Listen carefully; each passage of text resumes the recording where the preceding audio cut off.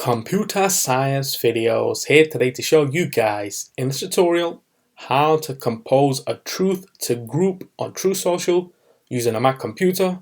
Without further ado, let us start the video. So in this tutorial, you need to have access to a Mac computer, have access to an account for Truth Social. We can now start the tutorial.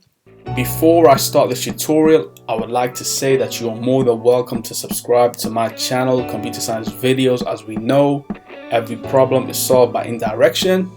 You can also follow my Twitter account. We are trying to grow as fast as ever. I'm on TikTok.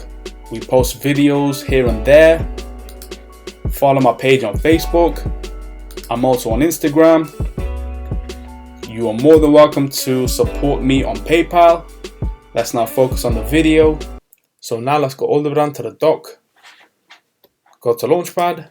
Go to the web browser, Safari, click on Safari, let's just wait for that to load. Now let's go to truthsocial.com. We can use a bookmark shortcut, so there we have it, Truth Social.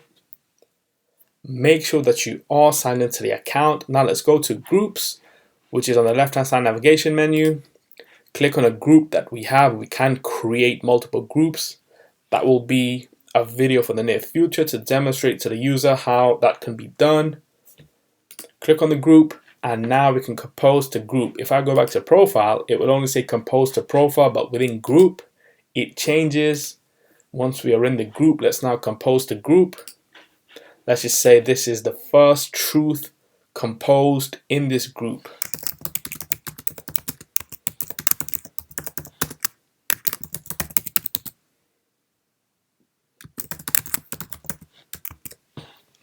Click on truth. And there we have it. We have now posted a truth to have a Truth Social account within the group.